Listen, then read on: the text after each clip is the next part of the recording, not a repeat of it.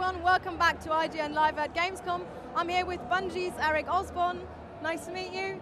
And we will be covering Destiny today. And let's have a look at some footage of the Twilight Gap Crucible map. Could you maybe give us some a quick setup, like where we are, and what's special about this map? Sure, so this is a derelict human facility just outside the city called the Twilight Gap. It's a site of this historical battle that happened in the universe of the game. This is a really good map with a lot of elevation, a lot of crafty routes. The mode we're looking at here is control, so the goal is to take control of these territories, A, B, and C. Yeah. If you're holding them, you'll get point modifiers, point additions for kills, so it's a team deathmatch plus control. This is footage, I believe, from the IGN First Look visit, so I apologize in advance. This is probably Dustin or Ryan or Marty playing terribly against the Bungie crew. I offered them to let them film me, but they declined, and then so this is what you get. Oh, no problem. But yeah, the map's pretty medium-sized, good for infantry play. You can see one of the Bungie guys came around the corner. I think that was Destin. Get clocked in the head and take him out. But yeah, our Crucible mode is pretty fun. It's competitive multiplayer. We wanted to feel very old school Bungie, sort of fast-paced, arena-based. It's all about teamwork, map control. This is a 6v6 mode. Our game also features some much more tactical 3v3 modes. And classic games like Rumble, which is an FFA mode, everybody against each other. So we really wanted to nail the core modes, the modes players expect from a first-person shooter, make some really great, beautiful maps that players can live in for a long time, learn to love, and learn everything about to sort of gain a bunch of map knowledge, which is really important. You can see this is IGN's first time playing, so they're getting their bearings. You'll see them look around a lot, find some ninja routes, maybe to attack B here. We're watching a Warlock here with the Void Grenade.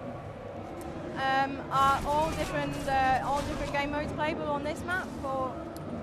No, so some of the maps will feature some modes. So we have 3v3, which are sort of reserved for our smaller to mid-sized maps. We also have playlists like Combined Arms that are dedicated to larger maps and vehicles. So those are generally going to be a lot more wide open. Like this map wouldn't be very good for vehicles. There's just not a whole lot of room for them to maneuver around. So are there going to be vehicles on Earth? Because so far it's only been the moon, right? So in the beta we had 2 maps with vehicles, one map which was First Light. But yeah, we do have other vehicle maps that we can feature. So one of the things we learned from the beta was the Interceptor was a little bit too much of a beast, so we were looking at kills on that. We decided to, on First Light specifically, instead of spawning 2 at the start of the map, we're going to spawn 1 in at the middle. We've added a call out from the announcer to let people know when that Interceptor is available. 2 teams are going to have to fight over it. We also reduced the rate of fire on the cannons and their lethality. So the general feedback from the community after the beta, what was the biggest surprise for you? Beta was awesome. I think the biggest surprise is that there weren't any big surprises. We had 4.6 million players play. We had 850,000 people hit it all at the same time, which is bigger than any other game we've ever done before. We like to do big games at Bungie, so that was a big surprise for us to have that many people play simultaneously. We did learn a lot. We get data, we did surveys, we have our website up where we can poll our users and see what's going on. From the data, we're able to do things, like I said, change the Interceptor. We noticed hand cannons and pulse rifles weren't as powerful as we wanted them to be, and players were sort of drawn to the assault rifle more often than not. So we're going to buff those up and make sure people can use those and be effective with them.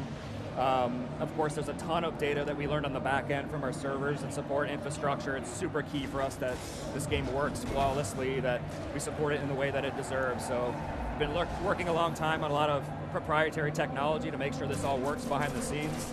And it was just really great to see a whole bunch of people play. Millions of players come in. I've been going around for the last 2 years telling people what Destiny is, and sometimes it sinks in and sometimes it doesn't, but when you pick up a controller and play, I think people get it right away and understand what we're building. And the good news is now there's that word of mouth that starts happening. People say, oh man, you got to play the beta, or did you play the beta? So people start doing my job for me, and that's really cool. That's great. So there's pretty much a 10-year plan for Destiny ahead of us, and 2 DLCs have been announced. Can Can you say anything else that we can look forward to and expect for the next couple of years? Sure. So yeah, the 10-year plan is really about us having a lot of runway. We wanted to come in with some confidence. Obviously, September 9th is going to be a big day for us. We want to make sure that the first iteration of Destiny is amazing and beats players' expectations. We have high expectations for ourselves as well. We've been working on this for a very long time, so we want to make sure that day one is a great first step into the world, but it is just a beginning for us. So we announced The Dark Below on Sony's stage here at Gamescom. It's not, we don't treat it as a map pack or DLC, we really see it as an expansion to the world. So we're not getting into too many details right now, we'll save that for post-launch, but what I can say is there'll be new story for players to immerse themselves in, there'll be new cooperative missions, new competitive game. There'll be weapons, armor, and gear. We really wanted to expand every dimension of the game. It was really important for us to, you know, as we look back at our past and realize what we had done really well with Halo, which was support the competitive multiplayer community, we wanted to say, like, how can we take that from the beginning with Destiny and support every type of player?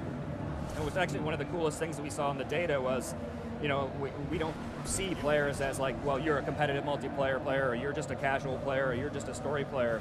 We like players to experience the entirety of the game that we've created. And we saw as people continued to play the beta, they sort of harmonized their activities. Yeah. You know, they were spending a lot of time in the tower, a lot of time in story, and that was just the tip of the iceberg for us. So even outside of the expansion pack, there's so much more to do in Destiny than there was in the beta.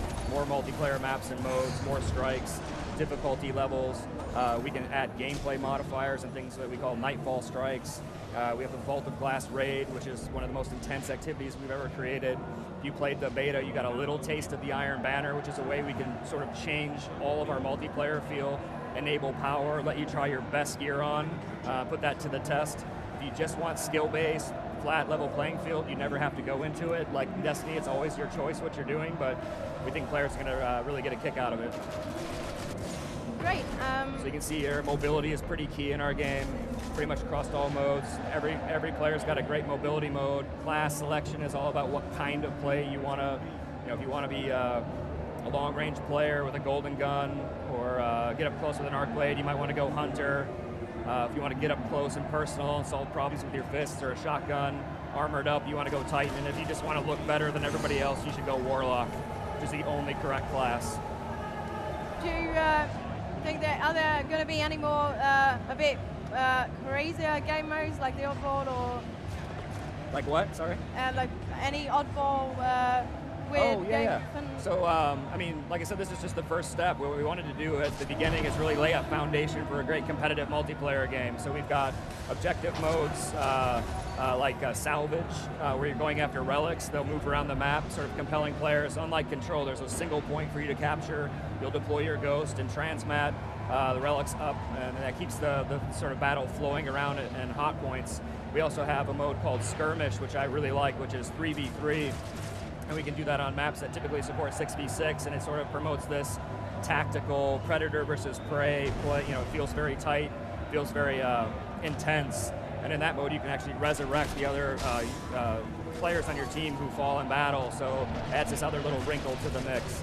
Longer term, of course, we'll be supporting competitive multiplayer like we do everything else in the game, so there's a ton of opportunities for us to inject more modes, more playlists. We wanted to start tight at first and make sure we can support them all with a great population. Matchmaking times are super important for us, making sure people get in, get the game they want quickly, but eventually over time we'll of course expand that out. And can you say what are you most excited about? Because the launch is next month, isn't it? It's less than a month, September 9th, yeah. I mean, for me, it's just so exciting to see people play. You know, as a community manager and somebody that came into Bungie as a player, there's nothing better than having people playing and telling their own stories, sharing screenshots, making montages, dance videos in the tower. It's just such a sea change from, you know, getting out and telling people or making trailers. All that stuff's fun, and it's, you know, I love my job, but watching people like take over and start making content, you know, it's so awesome. Brilliant. Well, it was a pleasure to have you, and yeah, thank you. And Destiny's out on the September 9th, 2014. It's on PlayStation 4, PlayStation 3, Xbox One, and Xbox 360. All right, then, if you're at the Gamescom at the moment, you should definitely check out the Destiny booth. And for anything else on Destiny, stay tuned to IGN.